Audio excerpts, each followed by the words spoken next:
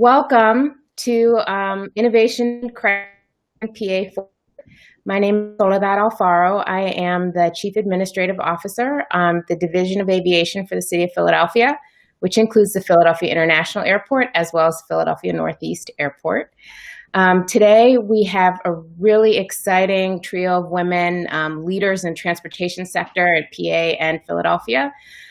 So joining us are Yassmin Gramian, who is the Secretary of the Pennsylvania Department of Transportation, Leslie Richards, who is the General Manager of SEPTA, and Chellie Cameron, who is the CEO of the Division of Aviation. So welcome to our panelists and welcome to all of our participants. Thanks, Soledad. Thank you. Great to be with you. Great.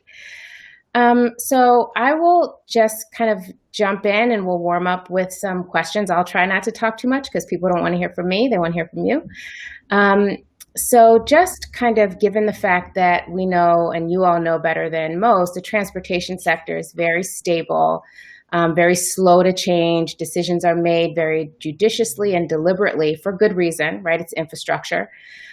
So in the face of the crisis brought on by the pandemic, can you just talk to us a little bit about what ways you have led your organizations to act with a sense of urgency, to be creative, and kind of shift out of this business as usual mode? Absolutely. I'm happy to chime in first here. This has been a very challenging time for us. It has shown that transit, SEPTA, for those of you who don't know, the sixth largest transit agency in the country, and we did not stop for one day of this pandemic. Our customers are essential workers. Our employees are frontline workers. And so we had to adjust, right? And it felt like we were reacting to an emergency on a constant basis. In many ways, it still feels that way. But being part of that essential infrastructure, brought us together. We had to make decisions very quickly. We had to collaborate in ways that we had not done before. Full decision making, making sure all perspectives were around the table at all times. We had to look to see how we could run the safest system, both for our employees as well as for our customers. We had to put in a lot of innovative technology resources as well as make decisions. So for instance, we put barriers in all of our vehicles to give space between our employees, our operators, as well as the riding public. We had to step up our communication. We were used to communicating with people when they stand on our platforms, when they're in our vehicles, when they see our signs, and all of a sudden, many of our riders and customers weren't there all the time. And so we had to really, truly look at what we do. We changed our website to have, a specific COVID microsite. We emphasized our social media. We had town hall meetings with our own employees. We did certain tours. We've been talking with employers to see what is their recovery plan, how do they plan on coming back, and how can we best support them. Again, all of these communication issues were extremely important, and they continue to be. I've read many articles where they say this pandemic response, a lot of it will rely on over communication. And I strongly support that. The more you communicate, the better, and it is very challenging right now. We started even an internal process so that those on the front lines, those out every day, could give us their ideas, and that has been extremely helpful as well. And of course, we're always making sure that equity is at the forefront of everything that we are doing here, realizing that one of the reasons we are an essential service is because many minimum wage workers, many essential workers need transit. A third of the population in the Philadelphia area do not have cars. And this is how they get around. And these are the people who are stocking shelves in the grocery stores, who are cleaning rooms at our healthcare facilities and nursing facilities, who are making sure that everyone working in hospitals, treating people who need to go to the hospital, making sure their rooms are cleaned properly, making sure that they can function and do the best work. And so we helped everyone function as safely as possible. We will continue to do so. And we realize that it took much faster turnaround times and much faster decisions, and we will continue to approach the work in that way. And Leslie, I want to give a big shout out to you, because a lot of the people that you were transporting were my people. We wouldn't be able to get our employees to work every day, and that's Division of Aviation and all of our stakeholders, concession employees, airline employees, without the critical SEPTA links, both bus and rail. And so, I want to give a big shout out to you and your team. You really helped us tremendously. And by the way, also a shout out, I've been on the number 17 bus and have felt really good. So thanks for everything that you and your team are doing. Let me jump in it with a little bit of a different angle. I think that in the Division of Aviation, we're pretty good at spooling up and doing that kind of, hurry up and react to a situation. We're good operators. I think what's been really hard about this particular situation is that it's gone on for so long. The first few weeks, think about what you were thinking and feeling a few weeks into this. Oh, okay. By the fall, we'll be back to normal. We'll be meeting together again. Oh, that conference will be held, and it's, to me, I think one of the challenging things was figuring out how to keep that energy going for such a long period of time. And Soledad, I'll give a shout out to you.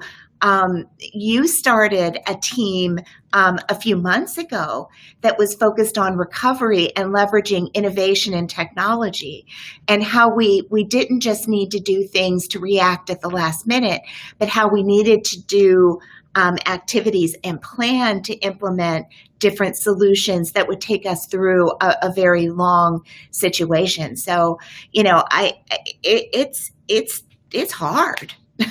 It's hard. Yassmin, you probably are thinking the same kind of thing, right? It was a difficult time at the very beginning, because we received the executive order that we should shut down most of our operations except for essential services. So we looked into our COOP plan to figure out, well, what are essential services? All services are essential to us, right? And Leslie knows that better than anybody else. But we kind of paused a lot of things that we could pause. We put construction projects on hold, except for emergency critical projects.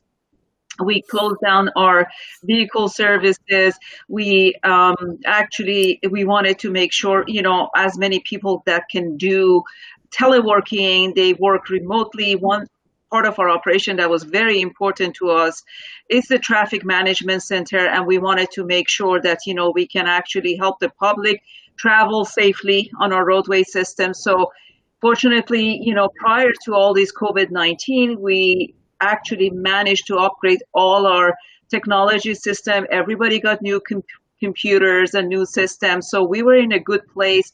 We expanded our VPN access to have as many people connect into the system and be connected to one another. As you know, the systems were overloading at the very beginning because everybody was doing like the Zoom calls or Skype calls and everything else. The other thing is that we learned out of it is the collaboration with our business partners. They were extremely helpful during this process. When we shut down our turn yours up or bring yours in.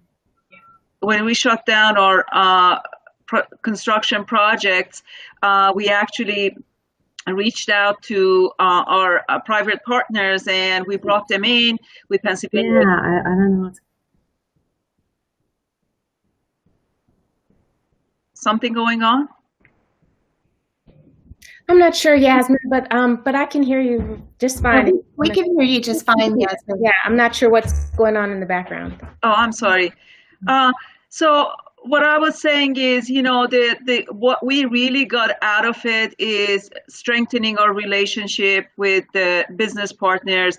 We became very creative and innovative in so many ways of running our businesses to make sure that the public and our own employees are safe as these driver's license centers. As you know, that's one of those public offices where you have most touch points with the public, and you wanted to make sure you create a safe environment. We managed to actually come up with ways that people could take care of a lot of their transactions online. We extended a lot of the permits and a lot of the, driver's license extensions and the placard extensions and emission testing. People had a lot of angst over their documents. The driver's licenses were being expired, so we extended them. We actually allow folks to use their old photos for issuing their new driver's licenses. We took care of a lot of things, as many as possible electronically, and we brought all the folks back into work by the month of, I should say, April. Everybody was working either teleworking or working at the offices or locations. So it was quite a learning process, but every day we would come in and try to figure out what part of our operation we can actually open up and resume. And it turned out to be a successful exercise for all of us, but it was very painful at the beginning. Yeah, I think that lots of common themes. One of the things that I heard from all of you now and earlier is really around communication, and knowing that you all have employees or folks that you are responsible for that are really widely dispersed. Some are frontline, some are teleworking, as Yassmin pointed out. I just wonder if you would talk a little bit about, how you are leading during this time. I know lots of folks are struggling, both essential online workers and folks who are working remotely. I'd love to hear a little bit more about how you're leading your people during this time. So I can go, it's communication. That's the key. You got to make sure that employees are aware of the resources that are available to them to support them. It's been a high priority of administration to have ongoing discussions on a number of different issues. If there are any changes with their benefits, we wanted to make sure that the employees are aware of. We had several virtual meetings town hall meetings, I should say, with various districts, with group of employees. And we wanted to make sure that, they have the opportunity to actually ask any questions they may have. We didn't have, that was the best way we could do FaceTime and, have interactions with our employees. We constantly send messages to them on the kind of resources that they have available. And it's very important that, we have communications at every level. I mean, we are having it at central office and then expanded to the district level, and the district executives are continuing with the same manner of communications with their team, the folks who are working outside and the folks who are actually teleworking. So this was really the key focus of the department, to handle, all the changes and all the ways to resume our business. Yassmin, I don't know how you did it being so geographically dispersed. That's where I take my hat off to you. I mean, when I think about the number of employees that you have and how they're just all over the state, that's really pretty amazing. At the airport, we're much more compact, a lot more compact, even more than Leslie. And so, communication has definitely been a challenge. Soledad, I'm going to talk for a second about something that I think I knew, but COVID really reinforced for me in a very visceral way. And that's that when you're in the middle of a situation, especially when you don't always know what to do. And I absolutely will tell everybody that I don't have all the answers. I don't always know what to do. You've got to project confidence. But, how do you do that in the middle of the storm? And I think you and I have had some talks over coffee about this. You've got to lead from your organizational values.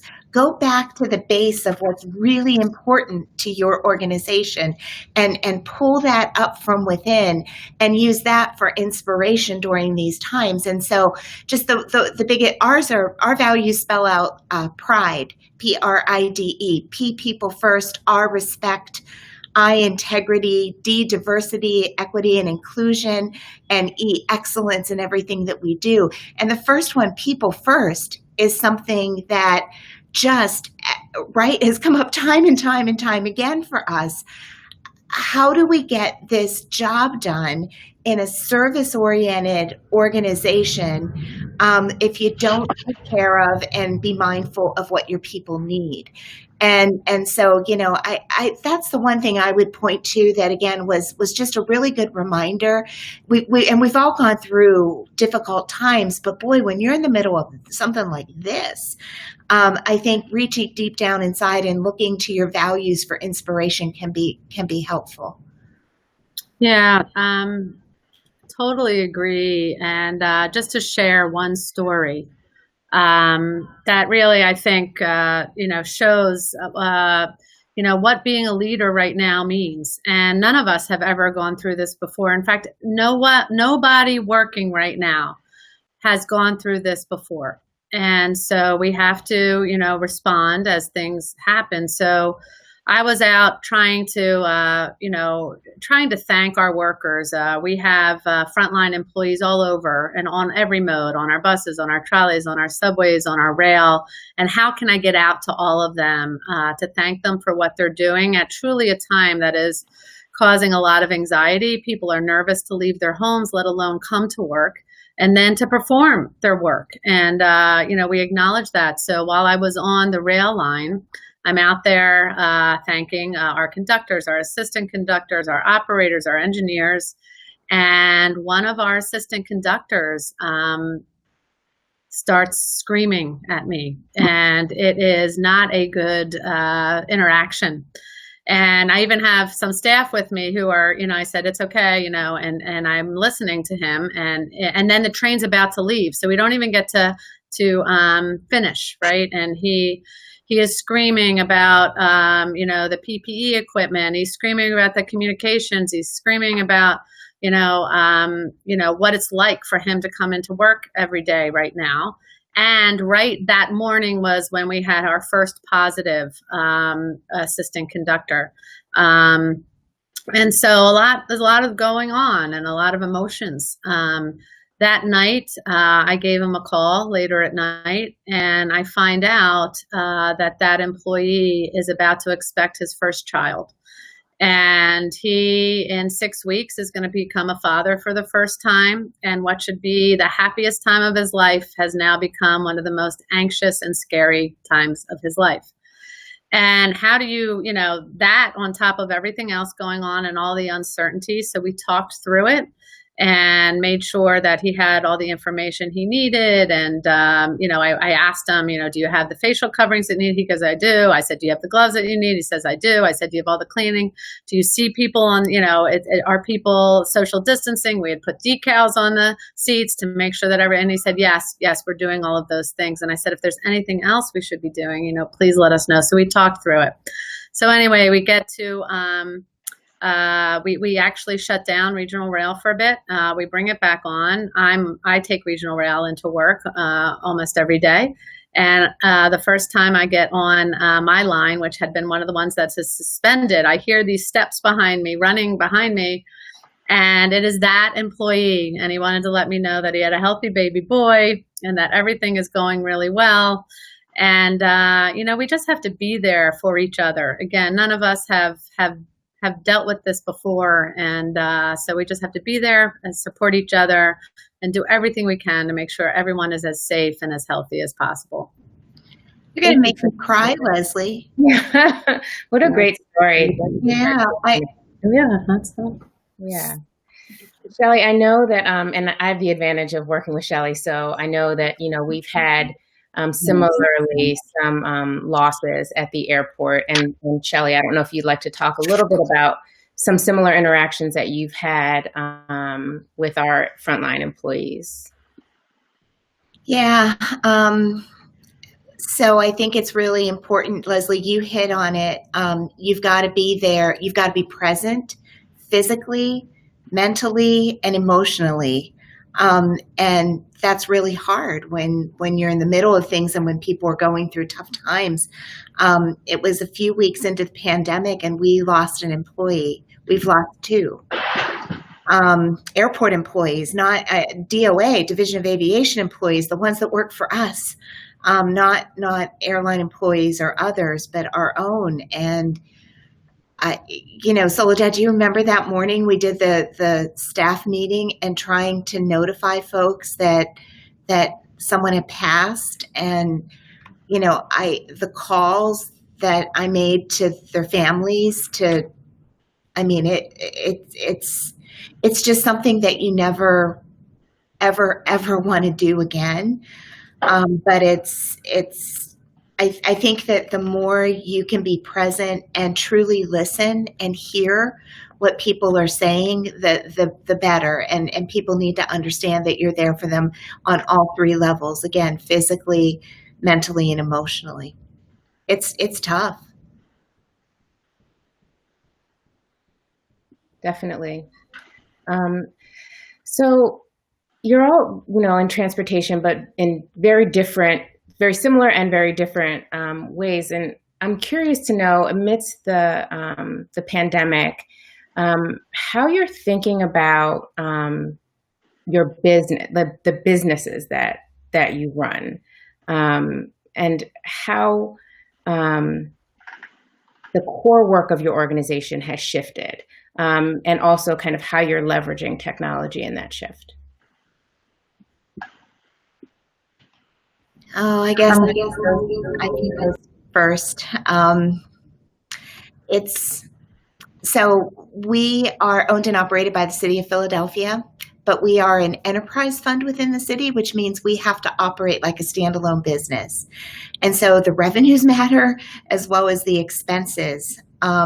And aviation and travel and tourism are one of the hardest hit sectors in the country, and one of the sectors that is expected to take the longest amount of time to come back. So just to illustrate, we had the best year ever last year.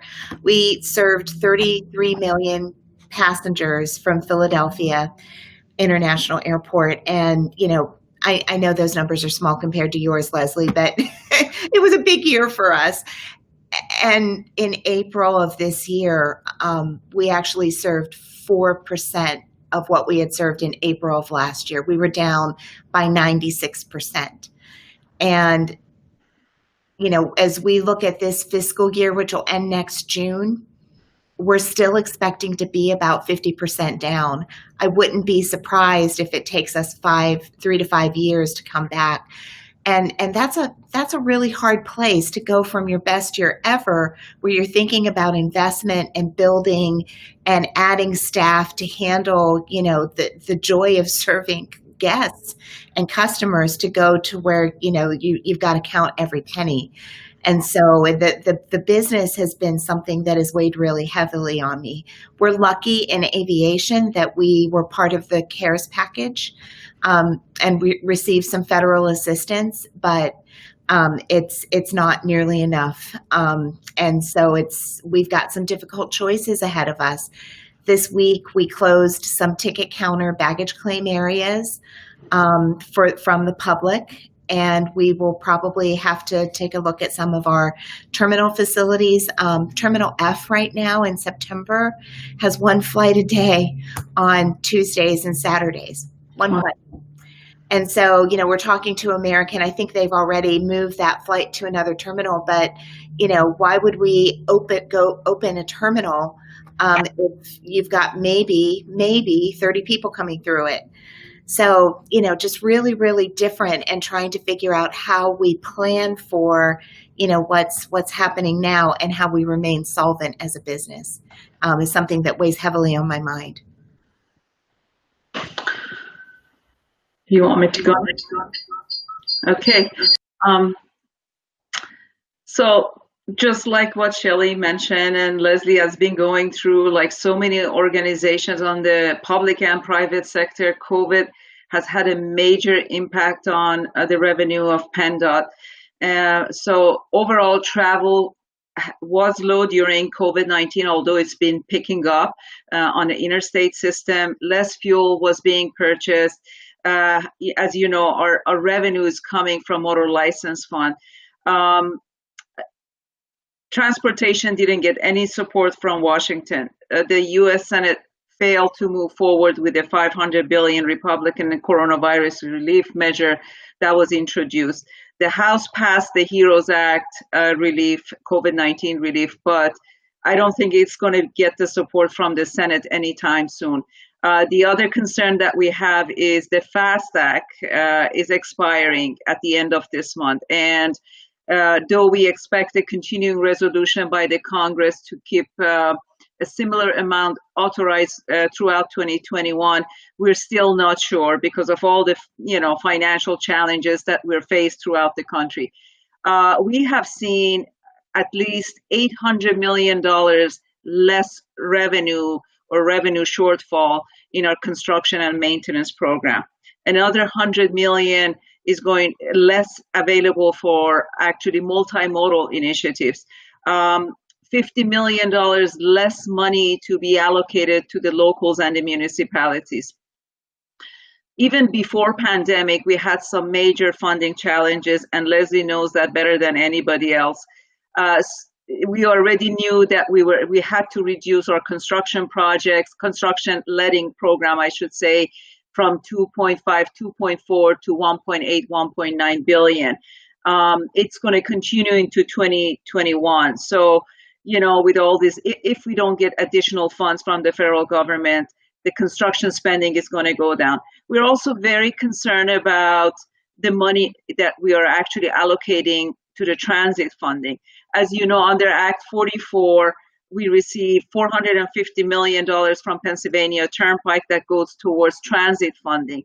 Act 44 will expire in 2022, and we're hoping to find a replacement, a reliable source of revenue for the replacement. And if it doesn't happen, it's going to have some major impact on the mass transit throughout the state, specifically to SEPTA. As Leslie knows, they use that money to spend it on the state of good repair, transit fleet, expanded services, and so forth. So we're really concerned about the funding situation that we are faced, for this year and the remainder of this year and also next year. And we've started looking into alternatives. I mean, we're talking to our peers in other states. They're all faced with similar challenges. We're talking to FHWA. We're trying to figure out how we can address these huge funding challenges that we are faced throughout the state. So it is a very challenging time at Department of Transportation right now. Yeah, and to build on that, I mean, we're all feeling it. In SEPTA, we're feeling it in some real ways, just like what Chellie shared. We lost 7 members of our SEPTA family due to COVID-19 complications.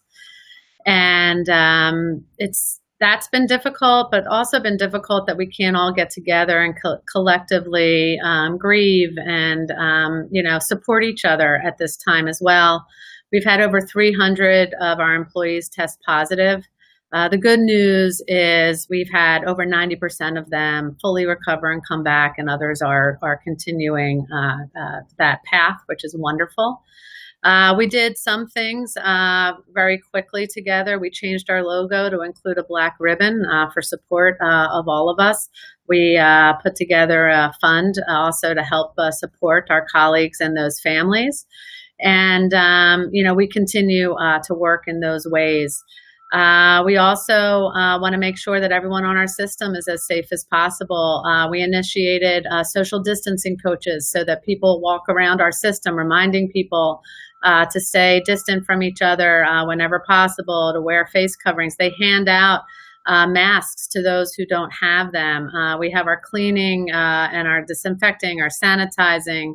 Our air quality, we make sure we refresh the air in all of our vehicles every 2 to 3 minutes.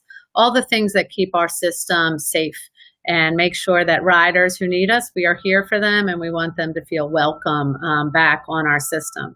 We put out an employer toolkit as well, so that employers also are relying on us, and we want to make sure that they are aware of how we are operating and how we can best support them. And we want to know as they make decisions so that we can make the decisions that will complement their own recoveries. So we're looking into everything that we're doing, just like everyone should be doing right now. Business is different. We're not going back to where we were pre-pandemic. We know that everyone's lives have changed. Everyone's business, everyone's telecommuting patterns have changed, and we'll be there again, all working together to fully support each other. Awesome. Thank you. Thank you, Leslie and Chellie and Yassmin. We have some questions from the audience. This is great segue. What changes brought on by COVID-19 do you think are here to stay? If I could continue, what I was wrapping up I think how people work, right? We're actually, in addition to discussing with employers, we're using AI, artificial intelligence as well, collecting data to see what future telecommuting patterns are going to be. In fact, next month we're introducing a new fare option for us, which is a 3-day pass. And we know that when people come back to work or come back using our system, they may not need 5 days a week. They may not need 7 days a week. And so we are pricing that accordingly. And so we think that that's here to stay. We also did a few other fare restructuring decisions. For instance, with schools not in session and with school activities not there for younger children, now children 12 and under ride on our service for free. And so we're trying to do as much as we can to make sure that people can utilize our system as needed and as efficiently as possible. I think people are going to be aware of washing their hands moving forward and how we interact with each other. And so we know, as I said, things are not going to go back to before, but I feel very confident that we're all going to be stronger for this. We're all going to function better. We're all going to be more efficient, and we're all going to be, I think, more understanding of each other's concerns and working together. And the partnerships that we are forming now, just quickly too, with our Black Doctors COVID-19 Consortium, where they are testing our own employees, but by working with us, they're also able to go into neighborhoods where people may not have insurance or access to medical care and help out there. And also with our mural arts program in Philadelphia, we're able to get people being paid for good work and beautifying our stations and our system and helping them also get the resources that they want. I think all of us needs to think bigger, think how many people can we help. And I think that will be something that will continue after this pandemic with a wonderful momentum. Awesome. Thank you.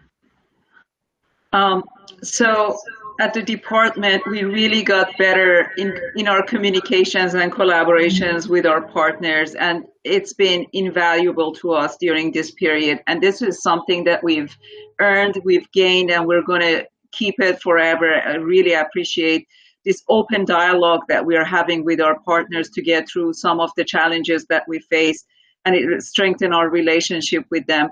We're doing a lot of our work virtually, right? The virtual public engagement will continue to be critical for us. We've realized we are actually working more efficiently, and those areas that we are benefiting from this virtual work and virtual engagement, and we're benefiting in terms of our processes, we are going to definitely focus on maintaining it and enhancing it.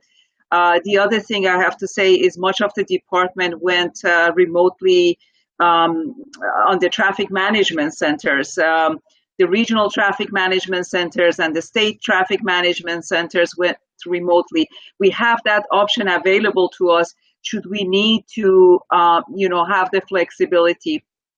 We also developed some processes to digitally sign and seal the construction plans. This is such a new thing to our agency that's been doing the business for so many years in just one way. And a lot of our work is actually being done electronically right now through the e-signature. We are using drones to actually do some inspection work on our bridges and the survey work, and that is going to not only continue, but we're going to expand on it. As I mentioned, public meetings are happening virtually, and we're going to continue to do that. We're also focusing on doing 100% digital delivery on all the documents within the highway administration. That's a very important project to PennDOT right now, that we're working with consultants to go 100% digital delivery. We also, the teleworking, it's a big part of our business now, and 40% of our employees, if not more, are teleworking.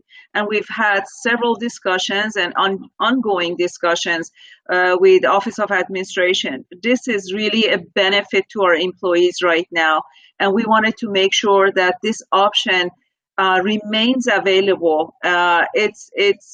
We're not saying it's something that would work for everyone. We're also very mindful of the social and mental impact, and teleworking is not something that may be desirable for every person, but we wanted to make sure as a department, as a public agency, that we can continue offering that to our employees. So these are some of the areas that we found efficiency, we found better ways of getting our work done, and it's going to continue to stay with the department. That's great. Soledad, I'm just going to give you a wish list of 2 things that I hope remain when we come out of this. One is people's personal behavior. I truly hope that people, when they have a fever or they're coughing and sneezing, will stay home. Especially if they have sick leave benefits. I understand that not everybody does, and that's a whole different conversation that I hope is also driven by the pandemic. But that people continue to wash their hands, and if you do have to go out, wear a mask. Protecting others is all of our responsibility, and I hope that stays. Second thing on my wish list, a little bit selfishly, is I really hope that the airlines don't bring back expensive change fees for tickets. I would really love for that to stay, but I'm not so sure about that. Speaking of airlines, you guys are just like giving me the easiest job here. If airlines are not back to normal schedules, and I think this also expands to Yassmin's work as well as Leslie's, just in terms of thinking about the holidays. So the question is, what is the plan to handle the traveling public during the holidays if airlines are not back to normal schedules? So that's really focused for you, Chellie, but I'd love to hear from Yassmin and Leslie as well in their context. That's a really good question. And, I actually think that the airlines would add to their schedules if they felt that people were willing to travel. So it's kind of a chicken and an egg thing. I know that a number of the airlines are contemplating additions over the holidays so that they can take people where they want to go. We may not be as lucky in Philadelphia this year as we were in past years by having service to almost 150 nonstop locations. You may have to connect through another airport, but I do think that the availability will be there. What I worry about more than the schedules, and by the way, I worry about the schedules a lot, but is when are people going to be ready to travel? And that's really been a little bit more elusive. On the bright side, I will tell you that cargo, and here's the one big bright spot in our business. And David, I see that you're on the session. David is one of our partners from FedEx. Cargo is a huge bright spot, and is actually, we are carrying more cargo in and out of Philadelphia now than we were pre-pandemic. American Airlines is doing cargo-only flights for the first time since 1984. How many people on this session were even around in 1984? I mean, I was, but I'm just saying, it's been a long time. And so I think that what is going to be there for the holiday season is really great capacity to be able to get things where they need to go. And again, hopefully people will start to feel more confident about flying, and we'll start to travel so that our schedules will come back as well. We're looking at a variety of scenarios.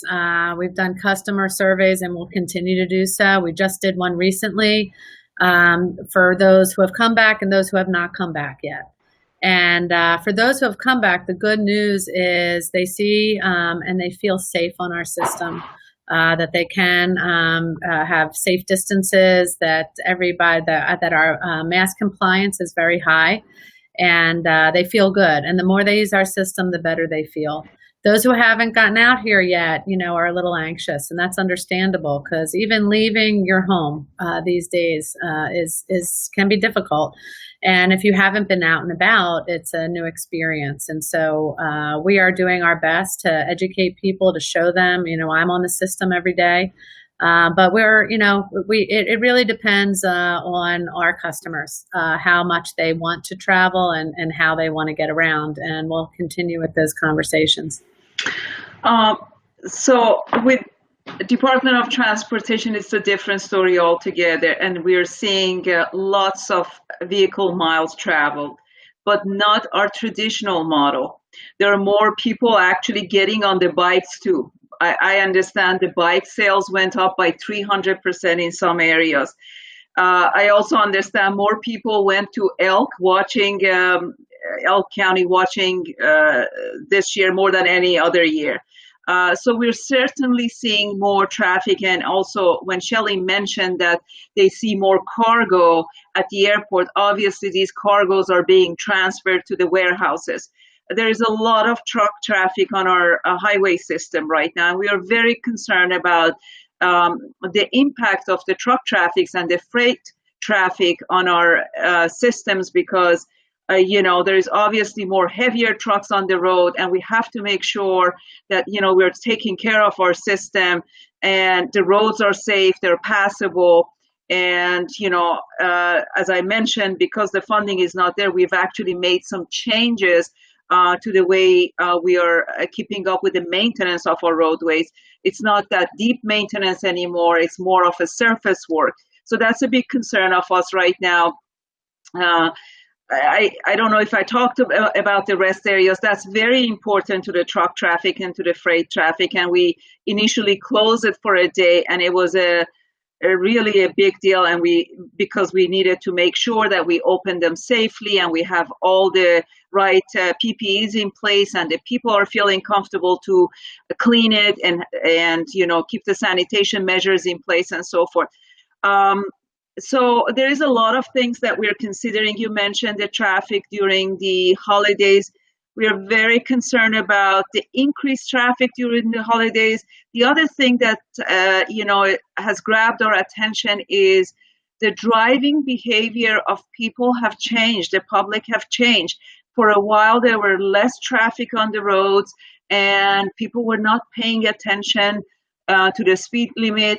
And we saw a lot of accidents, which was really heartbreaking for me. I mean, this is the last thing you wanted to see during this pandemic, is like more people losing their lives because of these terrible accidents that are happening.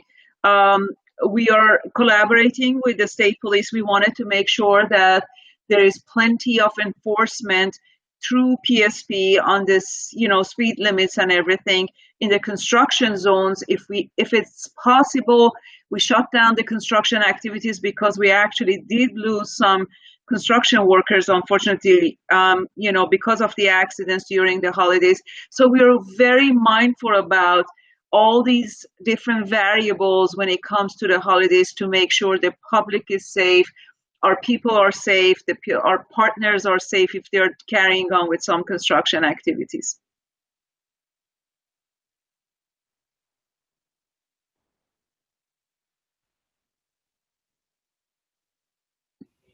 Okay. I was muted. I wasn't muted.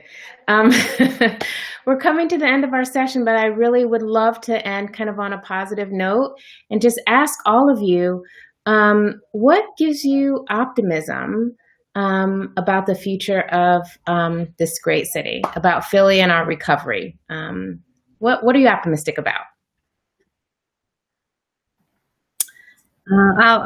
I'll start that. I'm extremely optimistic. I was just asked yesterday, you know, what excites you when you get up every morning, and to have jobs like we do, and to be able to work with Yassmin and with Chellie and with other leaders in our industry right now, and to be able to make a difference and be able to help people deal with you know, all of the unknowns right now. And especially with the conversations right now about racial inequity and where we are and what we can do in the communities that we serve and the opportunities that we help happen. I you know, say it all the time. You know, people think we're in the transportation business, or they might say to me, I'm in the transit business, but we really are all in the people business. And I think that is what will be tied to this recovery. And I think that will be part of the good things that come out of the last few months and what's ahead for us, is that how we care about each other, how we work together, how we problem solve together, and again, how we just help each other moving into the future.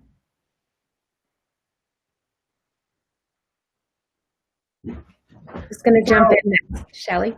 I was just going to say, you know, just very quickly, the thing, I'm not a Philly native, and I think that I found Philadelphia to be kind of aggressively friendly when I first got here 9 years ago. And what I've learned is that it's truly friendly, that the people are absolutely amazing. And what gives me optimism is that we're in Philadelphia, and Philadelphians don't quit. We have the grit and the drive and the wherewithal to figure it out. And I love that about this city. And that makes me smile and makes me proud to be here. Leslie and Yassmin and Soledad, being able to serve alongside you three, that's what it's all about too. The two ladies covered it really well. You know, honestly, what brings me optimism is what we have accomplished during the most difficult, most challenging period of my life. And it came down, as Leslie and Chellie mentioned, to the people that we're working with, their intention, their passion, and the love for the public, doing the right things. I have seen the best of people during the past 6 months, you know, and and at all levels, when we come together, we can do an amazing job. And that brings me a lot of optimism. My partners in the industry, the two ladies who are sitting here and we're doing the panel together, they always had my back, and we know we're for each other, we can help each other out. And it's true for the rest of the folks throughout the state of Pennsylvania, as well as other states. I mean, just a phone call from here and there. Anytime I got stuck, I called my counterpart in New Jersey or in Delaware and asked them, what are you doing? We have such a strong network that I am sure we can get everything done. People have their heart in the right place, and we're all about, you know, flying through, get over this period, and just come out of it stronger. And I'm sure we can. Thank you. Thank you all so much. That's a great way to wrap up our session. Chellie Cameron, Leslie Richards, Yassmin Gramian, thank you all so much. It's an honor and pleasure for me to serve with you and to have this opportunity to talk to three very amazing women who I respect very much. So I think with that, we're going to wrap up our session. Thank you all. Thank you to all of our participants. Thank you for your questions. I apologize if we didn't get to them all, but thank you for joining us. And please enjoy the rest of BPHL. Thank you. Thanks. Thank you. Thank you so